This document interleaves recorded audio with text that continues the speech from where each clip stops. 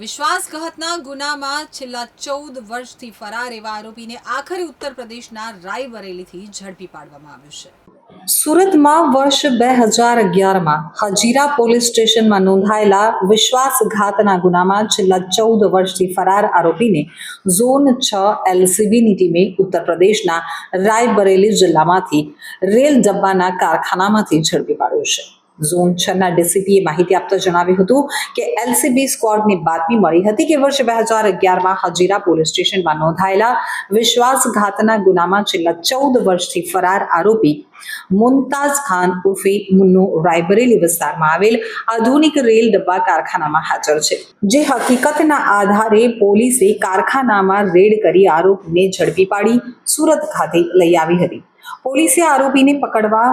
Team આશરે 1200 કિલોમીટરના અંતરે રાયબરેલી પહોંચી હતી, જ્યાં 3 દિવસ સુધી તેઓએ સ્થાનિક વેશભૂષા ધારણ કરી રેલવે યાર્ડમાં પાર્ક કરેલ 50 જેટલા ટ્રક ડ્રાઈવરોથી પૂછપરછ કરી અને આરોપીની માહિતી એકત્રિત કરી હતી। અત્રેના હજીરા પોલીસ સ્ટેશનના પાર્ટ એના ગુના નંબર 11/2011 કે જે આઈપીસી કલમ 407, 120B અને 114 મુજબ ચોરીનો ગુનો હતો અને જેમાં 13,07,000નો મુદ્દામાલ ચોરી ગયેલ હતો। આ ગુનો 30/4/2011 એટલે કે આજથી લગભગ 14 વર્ષ અગાઉ નોંધાયેલ હતો અને આ ગુનાના આરોપી જેનું નામ મુમતાઝ ખાન ઉર્ફે મુન્નો ઝરી ખાન છે કે જેની ઉંમર 46 વર્ષ છે અને જે મૂળે અમેઠી ઉત્તર પ્રદેશનો રહેવાસી છે, તે આ ગુનામાં પાછલા 14 વર્ષથી નાસ્તો ફરતો હતો, ફરાર હતો। આ આરોપીને ગત રોજ અત્રેની ઝોન 6 એલસીબી ટીમે તેના વતનથી ઝડપી પાડીને સરાહનીય કામગીરી કરેલ છે।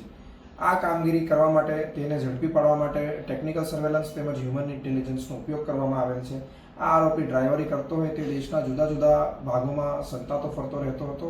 અને તે પોતાના વતન ખાતે એક પારિવારિક કામે આવવાનો હતો એવી બાતમી મળતા એલસીબીની ટીમે ત્યાં પહોંચી 3 દિવસ સ્થાનિકોનો વેશ ધારણ કરીને